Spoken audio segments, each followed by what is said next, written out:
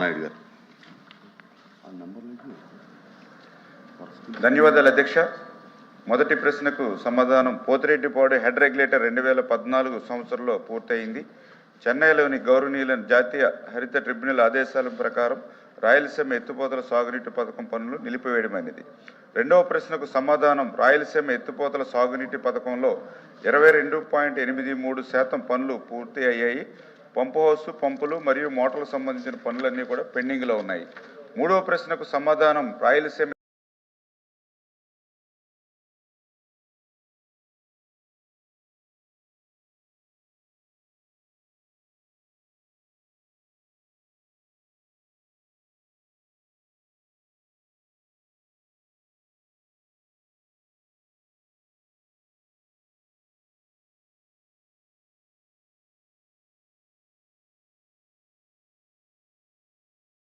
ఎత్తిపోతల సాగునీటి పథకానికి 3,825 కోట్లు మంజూరు అసలు స్థితికి పునరుద్ధరించాలని ఆదేశించడం జరిగింది.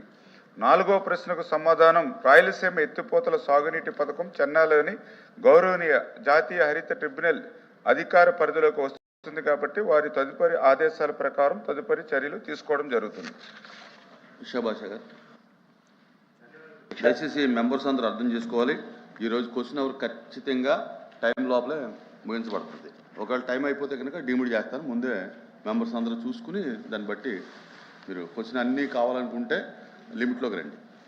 ఇంపార్టెంట్ క్వశ్చన్ అధ్యక్ష. ఇంపార్టెంట్ మాట్లాడండి. ధన్యవాదాలు అధ్యక్ష.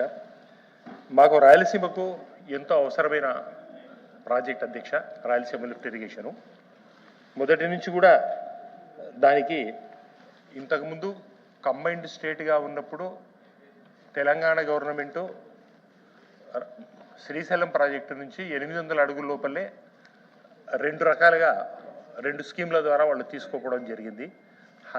ఇది దిండి ద్వారా పాలమూరు రంగారెడ్డి రిజర్వాయర్ ద్వారా వాళ్ళు లిఫ్ట్ ఇరిగేషన్లో 800 అడుగుల లోపలనే వాటర్ తీసుకుపోవడం జరుగుతూ ఉంది అధ్యక్ష. దానివల్ల పోతిరెడ్డిపాడు హెడ్ రెగ్యులేటర్ నుంచి రాయలసీమ వాళ్లకు మిగతా వాళ్లకు నీళ్లు రావాలంటే 841 అడుగులు నిండితేనే వస్తుంది అధ్యక్ష.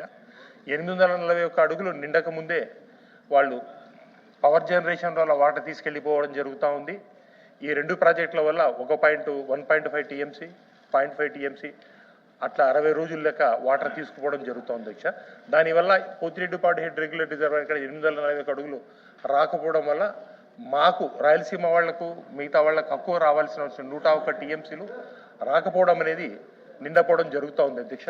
దానివల్ల రాయలసీమకు ఎంతో ఇబ్బందికరంగా జరుగుతూ ఉంది అధ్యక్ష.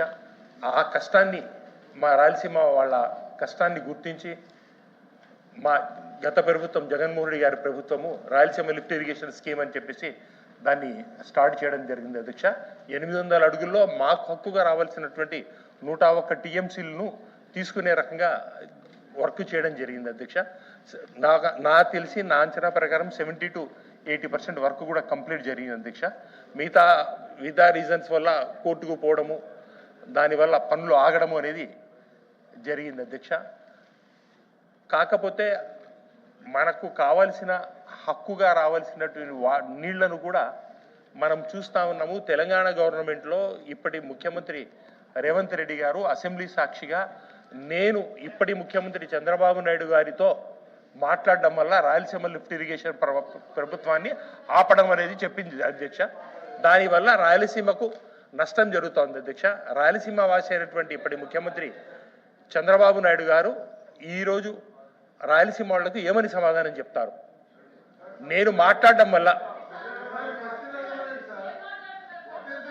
వచ్చేనే అడుగుతున్నాను అధ్యక్ష.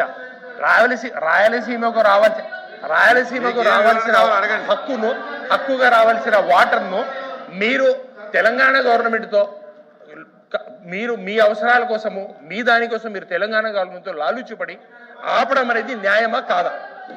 తెలంగాణ గవర్నమెంట్ క్లియర్గా చెప్పడం అనేది జరిగిందా లేదా?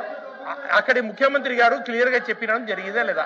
రాయలసీమను మీరు ఏకంగా చేయడం, మీరు రాయలసీమ వాసిగా ఉండి ఎంతవరకు ధర్మము? ఈ ప్రాజెక్టును నిలబెడతా ఉన్నారు.